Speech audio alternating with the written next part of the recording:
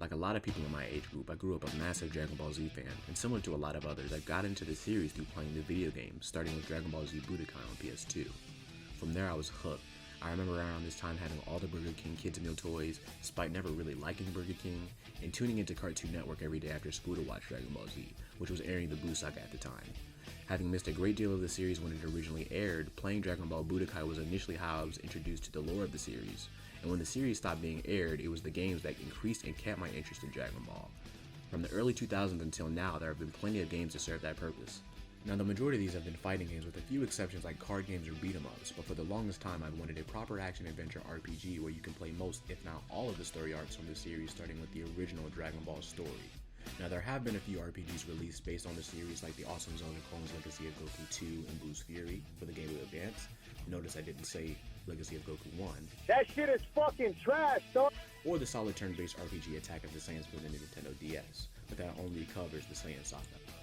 There's also the Xenoverse games, which technically fit my criteria, but you create your own character and actually interject yourself in the various story arcs. These are all dope games, but they only cover a couple of sagas each, or they don't really cover the story at all. Enter 2019 when we get the announcement for Dragon Ball Project Z, which will become Dragon Ball Z Kakarot, and despite it getting a very basic trailer, I was hyped for it. Even then, with the minimal information I had on it, I knew it would be a day one purchase for me.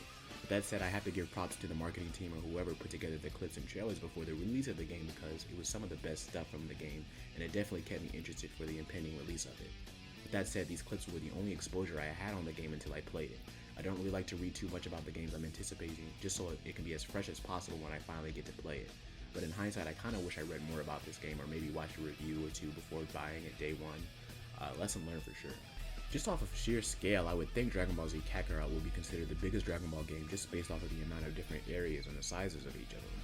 But with them being separated by the world map and the lack of things to do in the areas, I felt it was very restricting. The areas are filled with items called Z-orbs of different colors based on where they're located, so water, forest, or like rock, I guess.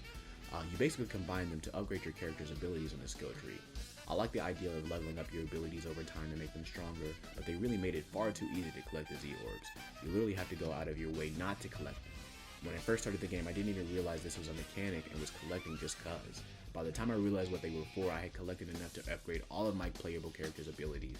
The only thing that held me back was the level requirements.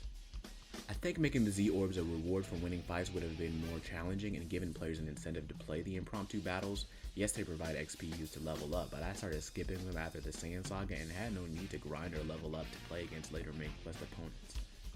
While simple and a bit repetitive, I found the combat to be fun, especially against enemies that are several levels higher than the character I was playing as. It just provided more of a challenge.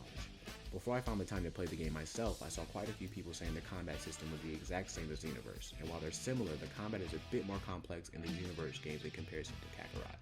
The Xenoverse games have dozens of attacks of varying strengths and weaknesses that you can equip to your character and build around your playstyle. In Kakarot, you're limited to the abilities in the character's skill tree that you can level up to increase their strength or to unlock newer abilities through training. Considering you're not creating a character, I have no issue with only being able to use abilities that the characters actually use. Also in Kakarot, you have one button used for striking that can be used in combination with the energy blast or charge buttons to finish off combos. I'm usually very average at fighting games and making combos, but the combat in this game was too easy even for me. I did find it odd that Future Trunks' skill tree is similar in size to the other main characters despite playing as him for the least amount of time in the main story. I know that you can unlock him after completing the main story, but is there any real reason to play this after completing the story?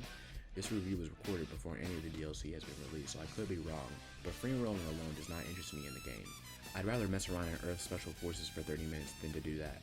When it comes to playing video games, I like to complete them. That means collecting all the items, seeing all the Easter eggs, finishing the main story, and of course the side quests. This game is one of the few instances where I was like, yeah, that's not gonna happen. The majority of the side quests in this game are fetch quests, which are fine if you have an interesting story reason to be doing them. I thought it was pretty funny to have to find Launch or try to play matchmaker between her and Tien because Akira Toriyama hilariously forgot about her, but there were way too many of them with far less entertaining reasons. Like Chi-Chi, please, I beg of you, go ask those delinquents to teach you how to fly so you can get your own damn fishing recipes. Better yet, get some internet and just email the shorty for the recipe. Your pops is a king, there's no excuses. And Bulma and Dr. Beast run $1 million corporation and are so understaffed they have to send Gohan, the 6-year-old, and Vegeta to find shit for them. He's not even from our planet. Anyways, my favorite side quests were the what-if battles that took place in between story arcs like Tien testing his strength against Vegeta before the androids arrived, or Gohan seeking out Vegeta to get stronger post-Cell Saga. I always liked the idea of reviving past villains to fight again, like Gohan against the Ginyu Force and Raditz against Piccolo. Now let's talk about the main quests. Honestly, they weren't very different from the side quests outside of having cutscenes. When we got the trailers, I thought this game was going for the Budokai 1 or Burst Limit route of having awesome cutscenes using the in-game graphics. We got some of that actually looked solid, and others that were Tenkaichi levels of underwhelming, and a lot of scenes ended up being text-based, which I found to be boring. Overall, I would give this game a 6.5 out of 10. This is like the start of a good game. It kind of feels unfinished. There are a number of unnecessary things implemented in this game, like soul emblems, the training room, and the R&D thing for vehicles, which you can completely ignore and really not miss out on the overall experience of the game.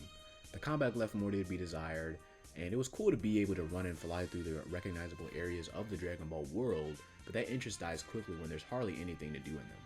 I know this game was always advertised as a Dragon Ball Z game, meaning the Saiyan Saga to the Buu Saga, but I would have loved to play through the original Dragon Ball story or even through the Super arcs. But we got neither, and what we were left with was an incredibly basic action RPG that leaves a lot more to be desired. Kingdom Hearts for PlayStation 2. I don't want to end this review on a sour note. At the end of the day, I did play through the majority of it, and do plan to go back to finish it and play the DLC since I bought it. But any moments of goodness that I found in this game, it just always left more to be desired. So that's kind of the problem that I had with this. But let me know what other games of the Dragon Ball lore that you enjoy, or what you would want to see in a Dragon Ball game. More importantly, be sure to subscribe, follow me on Twitter, peep my Twitch, and we gone. Peace.